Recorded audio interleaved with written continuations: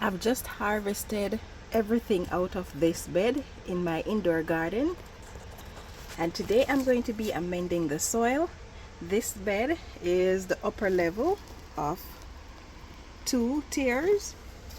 I've removed the grow lights from above it so that I can work clearly, and I've taken out a bit of the soil, and I'm going to be putting compost, and I'm going to be adding worm castings, and I'm going to be adding the soil back in.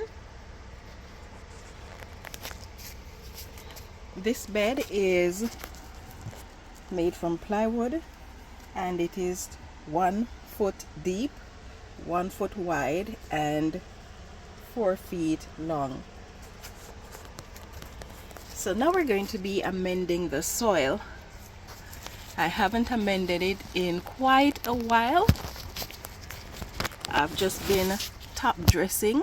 Now I'm not going to interrupt the soil there, just a thin layer that I took off, and the reason I'm not going to be interrupting it is because of the many beneficial insects and life forms that are in there. You don't want to be disturbing your soil more than is necessary, so I just took off a thin layer, and then I'm going to add some of the compost from outside.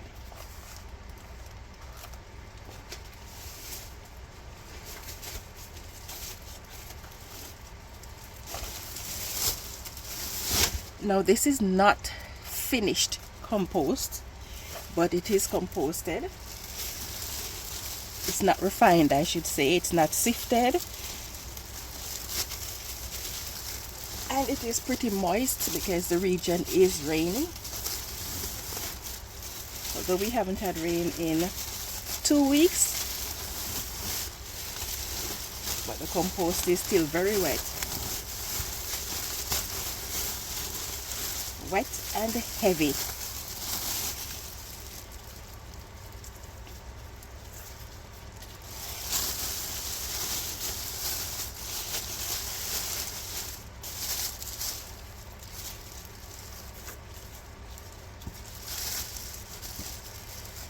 Now this is grass clippings. It has gone through the 6 weeks heat process.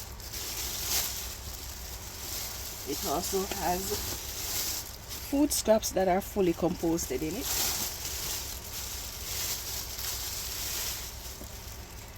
And the main reason why I took off a thin layer of the topsoil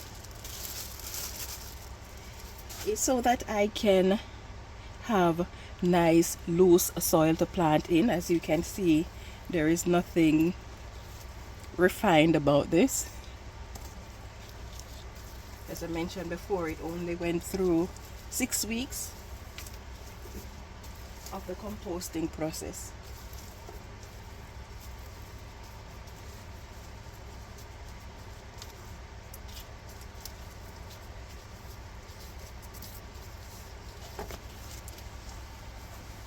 So now what I'm going to be doing, I am going to be mixing my worm castings that I harvest from the bin over there. I'm going to be mixing this with the topsoil that I took off, and all of this is going in this bed. It's about 2 gallons.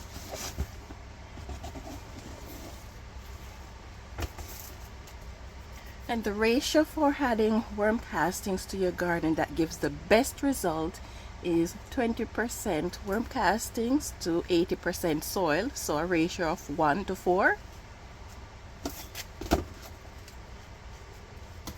So I'm going to be mixing the topsoil with the castings off the camera, and then we will continue.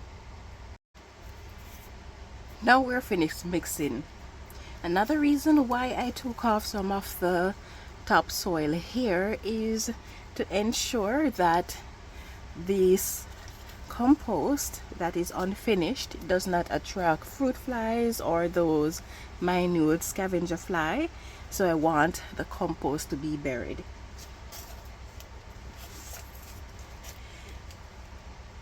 Now as for what is going in this garden, this bed, I'm not sure yet, but here's a little tip. When you're growing in beds, where you have to use grow lights. A good practice is to plant plants that are similar in height, similar in soil requirement, nutrients requirement together. And the purpose of that is, if you have some plants that are really tall, some plants that are really short, and you are using grow lights, then the light won't be able to reach all of your plants evenly, and that can stunt some of your plants. And if your plants don't have the same soil type and nutrient requirement, that can also be a challenge, because some of your plants are not going to be doing well. So yeah, I think I'm going to put another little layer on this because it is going to compact a bit. Not where it's tight, but it's going to settle. That's the right word.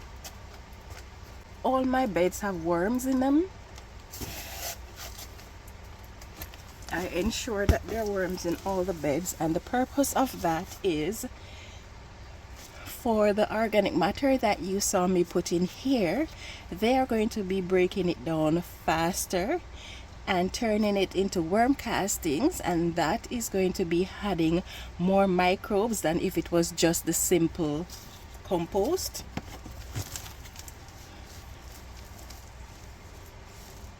And they're going to be aerating the bed. There are two types of worms in my bed. I have red wrigglers and European night crawlers.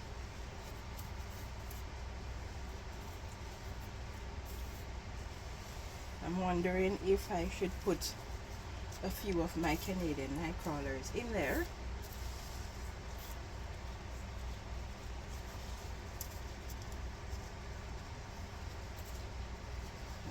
Okay, here we go. All set and ready to go. I'm going to decide what I'm going to be growing in here. So apart from just growing plants with this similar needs in terms of nutrients, soil and grow light, the goal is to grow where every week I can be harvesting, and so I'm going to be controlling how much of each plant I put in here to ensure that for this bed it can produce certain type of food that I can harvest in a week. So say for example I'm growing, if I know that I use 3 cabbage for the week, then I grow 3 cabbage in here. And say I use 4 lettuce, I put 4 lettuce in. And let's say I use 2 pounds of carrot for the week, then I put in enough to grow 2 pounds of carrot. That way I can stagger it. I can do succession planting is the right term. So this bed would be able to produce 1 set of crop that will be able to sustain us for that week, and then the other bed is going to be the same, and gradually I'm going to be doing that right throughout this indoor garden. So this is the first bed that I am amending now, and gradually as I harvest things I'm going to be amending and doing the same step over and over again. I just harvested, using the cotton come again, some of my pak choy, as you can see down there. So just a few leaves are left on there. In the next 2 weeks I'll be able to harvest from that again. I like to use the cotton come again because it means that I don't have to restart my bed very often, and the plants are more mature, which means that if there's an issue with pests, they are more likely to overcome the attack of the pest than if they were young plants. They already have their strongly developed roots and things like that. Anyway, if you enjoy this video and you would like to see what I'm going to grow in here, then please subscribe to my channel. If you have any questions, please feel free to leave it in the comment section below and I will get back to you. Thank you so much for watching, and I hope you have yourself a wonderful day. Yeah man, a time for grow.